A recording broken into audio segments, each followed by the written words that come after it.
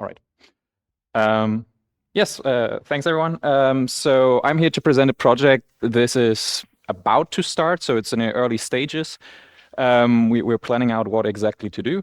And this is a project that came about as a part of a joint research project between Hong Kong and Germany. Specifically, as part of our project team, Xiaobo is studying esports in Hong Kong. And they approached us because I have a background in sports digitalization research. So my personal background is in information systems research. And throughout my PhD, I was dealing with sports digitalization and how technology is being introduced into sports. And so when we talked with one another, we started thinking about, okay, how can we combine something interesting here? And we started looking at amateur esports and specifically health approaches there. So yeah, Xiaobo and me, we're the two people working on the project mainly, and Jan and Christian are the two professors where we do our respective postdocs. And so to just quickly kick it off, where we are kind of positioning ourselves is talking about sports in general. If we look at the very public perception of what sports is, even if we look at the European Council definition, and we have sports as any non-work related physical activity such as exercising. And that's very true according to public opinion. That's what we look at when we say, hey, I'm going to do sports at the gym or so. If we look at competitive sports in an academic sense of the way, there are a few more nuanced definitions, specifically once we start looking at sports from a social science perspective. And then we introduce definitional aspects such as it's a skill-based, playful, and non-utilitarian physical activity that is competitive by design and is governed by relatively stable rules. So what does that mean? It's still the physical activity, but it's playful and non-utilitarian in a way that we're doing it for the sake of doing the competition. It doesn't have any immediate real-world impact. Your life carries on even after the sports competition. And it's competitive by design, so there is a competitive element in contrast to exercising. You're actually competing in order to win some form of comparison. And the thing that makes sports in the academic sense of definition is that it's governed by a stable set of rules. So there is a pathway forward, history of the competition, and it's clear even for outsiders what the competition is being based on. In my own research, when I looked at sports and technology, we looked a bit at how technology is being integrated into sports and identified 4 different scenarios of, okay, how technology is changing sports, and we identified digitally supported sports. That's typically where you have anything we consider traditional sports that now use technology but don't really change what they are. Example would be football using video assist referees. You don't change the nature of the competition, but you use technology in order to be better at this particular part of it. Digitally augmented sports that where technology is actually changing something about the competition. An example could be Formula E, so the electric motorsport series, where they're using things like attack mode, where the cars have to drive over a sensor in the racetrack, and then they unlock extra energy that they can use for several minutes. So their technology is actively being used to augment a part of the competition. Think of it as Mario Kart in real life. It's not quite as extreme, but that's essentially what this technological implementation is mirroring. And for some time, they even had something called Fan Boost, where fans could vote online who their favorite driver is. And then in the second half of the race, they got an energy boost. They got rid of that because they felt it's diluting the competition too much. It's changing the nature of what they want to compete in, but it's still a thing of how technology can augment sports. And then we had digitally replicated sports. That's something that really picked up during the pandemic. Think of Swift, think of Peloton. So you're cycling at home in your living room. You're still performing exactly the same physical activity, but the competition takes place on a digital platform. So during the pandemic, we saw things like the digital Swiss 5 or the virtual Tour de France, where people were able to compete despite being locally separated. And lastly, digitally translated or digitally born sports. So here we have a physical activity that athletes perform, but the competition is being translated into an entirely different thing. This is where we kind of can situate esports. You're doing one physical activity on a controller, but you're not competing on who can mash the button the fastest. You're actually competing on a skillful activity that's being translated to the digital platform, and can be spellcasting, can be football, can be any kind of translated competition. And now if we look at esports in particular, as I said, it's digitally born sports, and for a long time there was a discussion whether it's actually sports because it's digital. It really lacks this element of physicality that sports should contain. That's nowadays kind of accepted. Esports are physical. You can train how fast you can click buttons, you can train certain cognitive functions. So it's comparable to bow and arrow shooting at the Olympic Games. You're competing on certain physical, skillful activities. Where the discussion kind of remains is the element of organized competition, because esports are often dependent on game publishers. They are not really public domain games. The rules constantly change. How stable are the competitions? And I guess a lot of you have your very own opinions on that. But this is slowly changing, and certainly some esports have established stable, organized competitions, and they now can be considered a fully recognized sport. And lastly, in summarizing, okay, what have we talked about in esports so far? Xiaobo, in one of their reviews of the esports literature, they identified 5 dimensions that can be found across different esports definitions. And really what they said, what categorizes esports and differentiated from casual video gaming is an aspect of professionalism, game features, competition, information technology, and spectatorship. So professionalism is exactly this element of there's stable, organized institutions that facilitate this competition. Game features, it is a video game at its core. Competition is self-explanatory. Information technology also, it's facilitated through digital technologies and platforms. And lastly, spectatorship is this kind of, to be a recognized esport, it needs to be to some extent popular, to be watched, to be pursued by different stakeholders. Otherwise, it kind of still drifts into this area of just casual gaming. So this just as a brief positioning of where we've situated ourselves in terms of how we understand esports. Now, amateur esports, what we're looking at, kind of like tries to fill the gap between casual gaming and professional esports. In particular, we see that amateur esports is kind of this area where people play video games with a competitive purpose, but they're not professional players yet. But they take it a lot more serious than just casual gaming. So what we kind of use to position this as serious leisure theory. So this is just a theoretical framework to differentiate between casual leisure, serious leisure, and devotee work. So casual is just, you're really just doing it for the fun of it. You have no further pursuit. While serious leisure is this, okay, you invest significant amounts of time, of your free time, to pursue this, and there's a potential or the hope to make a living out of it at some point. And this is kind of also where we locate amateur sports in comparison to hobbyists. Amateur are the counterpart where professional work exists, while hobbies is just, there is no professional work, you're just really doing it for yourself. And it's interesting because if we compare to traditional sports like football, we see that amateur sports is really kind of the backbone of most sports that we see nowadays. The example here is in Germany in football. There are 7 million football amateur players organized across 24,000 clubs. There is no equivalent of that in the esports scene to this extent. And this is kind of interesting because these amateur sports, they're the pipeline where talent develops, where a lot of the community work is happening. And in esports in particular, this amateur scene just kind of lacks attention. Of course, it's happening somewhere. People are playing games for themselves. There's no real attention. There's a lack of organization there. And so this is why we've decided to look at amateur esports in particular, because that's where the most people are. And yep, this can be relevant for the community overall. It's a talent pipeline on one hand.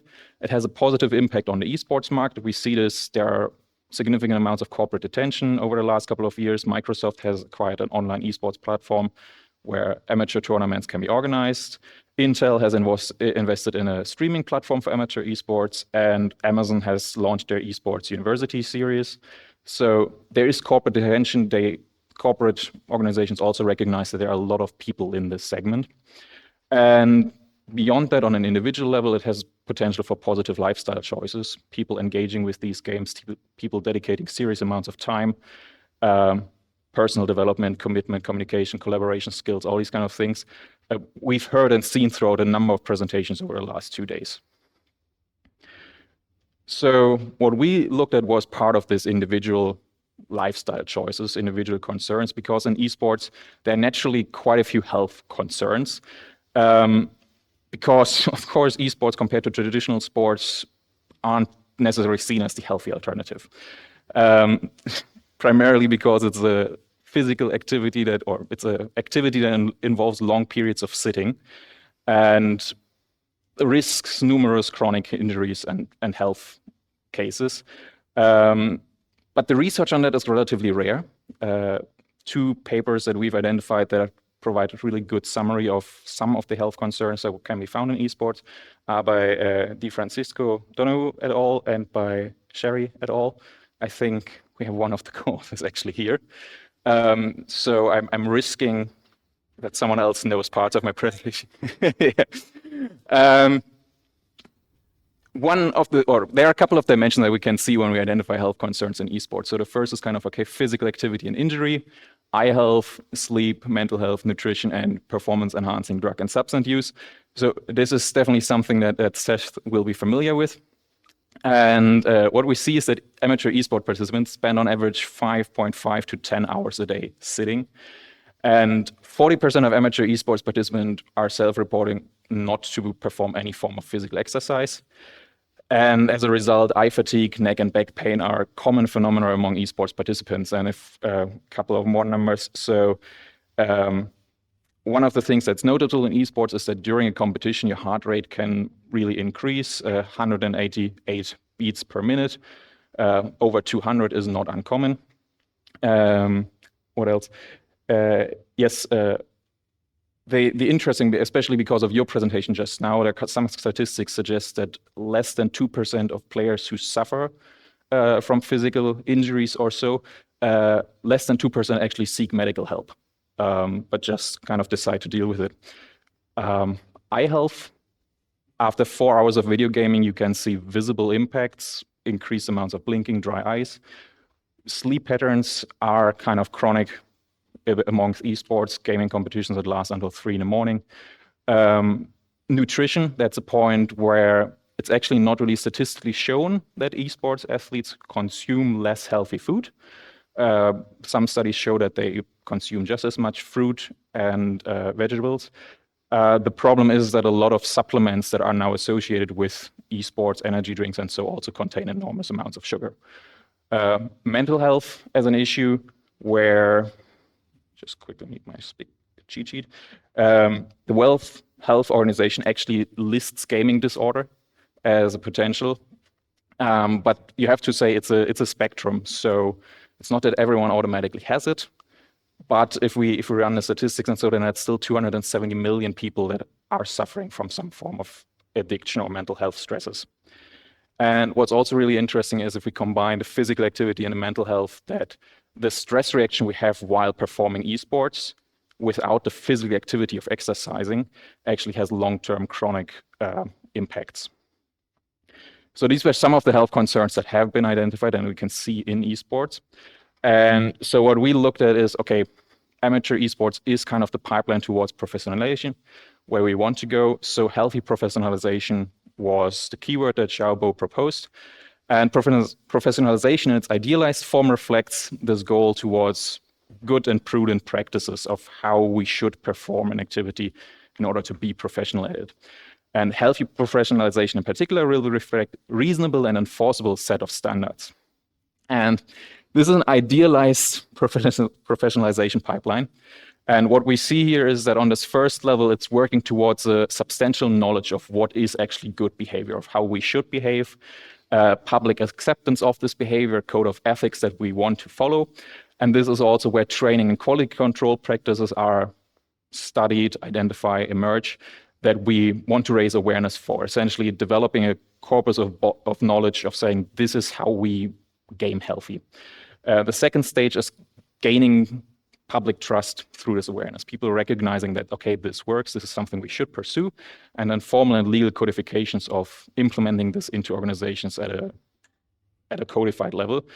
And lastly, kind of the motivating factor of becoming a professional, there is this potential for status, autonomy, and potential rewards of, if I behave according to these guidelines, to these good and prudent practices, then I will be rewarded for it. The second part we're looking at is the health belief model. So, what is healthy behavior and how do we motivate healthy behavior? And there are a couple of variables here to briefly talk about. Kind of demographic and social psychological variables here are very important. Who you are, where you're coming from, sex and gender are important variables that determine how people perceive health, react to health, and engage in healthy behavior. The other thing is how you think. Which one is that's a laser pointer? How we think about a potential action. Will this action benefit me? Is that something that I can do? And not only can I benefit from this action, but is there something that's blocking me from taking this action? And on the other hand, we have perceived susceptibility and seriousness. If I don't do anything, how would I be affected by this illness? Is it actually serious for me? Will it have consequences for me, for my lifestyle? And lastly, cues to action. Do I have external influences that suggest that I should do something? And these variables together work towards a likelihood to take healthy behavior. Relatively recently, social approval has also been added as a variable. If you think that engaging in healthy behavior will get you social approval, that's another motivating factor to taking it. So this is kind of where we're starting to pick off, trying to combine these things. What can we do? We can build knowledge and prudent practice. This is what we're already doing here. What is healthy behavior? How should we behave? And this is something that academic esports research can do and should engage with it. Then we have the social acknowledgement of good practice. That's not something that you can do just through our own research, but this is something that can be taught, that can be pushed by engaging in public work. Then we have the institutional formalization by organizations. So this is where advisory functions come in, actually looking at organizations, okay, this is healthy behavior. You should require your students, your athletes to engage in at least so and so much amount of physical activity. And lastly, institutional public control and status and rewards. That's something where organizations and the public work together, recognizing healthy athletes as better athletes, recognizing organizations that engage in healthy behaviors as exemplary, maybe even having entry requirements to tournaments where organizations need to subscribe to certain behavioral patterns. So this is where we want to pick up once we do this study of looking at, okay, what are specific actions that can be taken and recommended here across the different levels, and how can we verify these dimensions? So some of the suggestions we can already pick up on to actually have some actionable insights for you.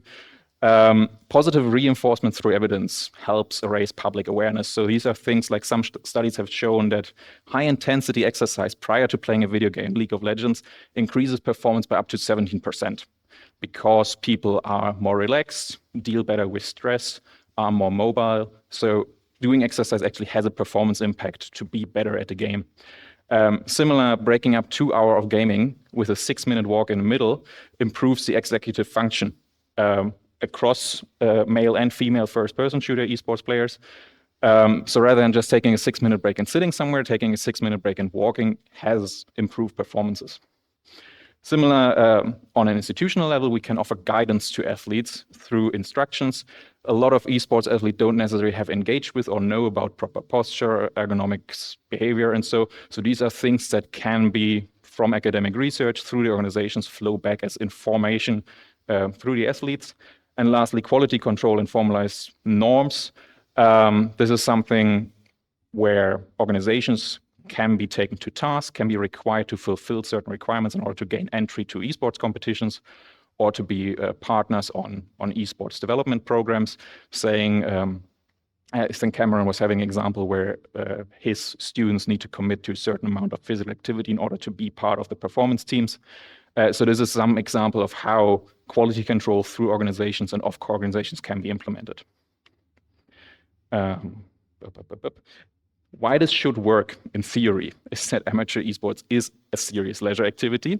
So these people are actually interested in pursuing this activity at a high level, of performing well and of improving themselves. So there is an earnest pursuit of personal growth and excellence. So it should be possible to motivate amateur esports athletes to engage in healthy behavior. And the utilization of cues to action, so there's external influences that we can engage with, that's kind of the point where we're most likely to pick up. So here just a bit more about our study. As I said, it's in the early stages. We've done a lot of reading so far. Now it's the point of actually collecting the data. We want to engage with a multi-methods approach. So first having semi-structured interviews with both amateur esports athletes and professional organizations. in the esports and the traditional sports scene to be able to compare the different dimensions, actions of healthy behavior. What do athletes engage with already? What do organizations do to motivate healthy behavior? And then the comparison between esports and traditional sports. And through these semi-structured interviews, want to come up with a framework based on these models I just introduced, where you propose specific actions and then evaluate which dimensions they influence and how this can lead to the motivation of healthy behavior. And lastly, we want to validate this framework through a survey. Throughout all this, because it is a cooperation between Hong Kong and Germany, we will have this comparison between cultural differences that starts with public acceptance of esports and ends with certain cultural differences that we see between the communities. Due to our research team right now, that's going to be Hong Kong and Germany. Always happy to hear Norwegian input. But yes, this is kind of where we are going right now. Long-term, as part of this research project, one idea that we have is also to actually develop one of these external cues. That's where the information systems part comes in, to have an application that actually helps esports athletes themselves to manage and track their healthy behaviors, provided them with information, and so have an external cue that can aid and shape healthy behavior among amateur esports players. Yep, thank you very much.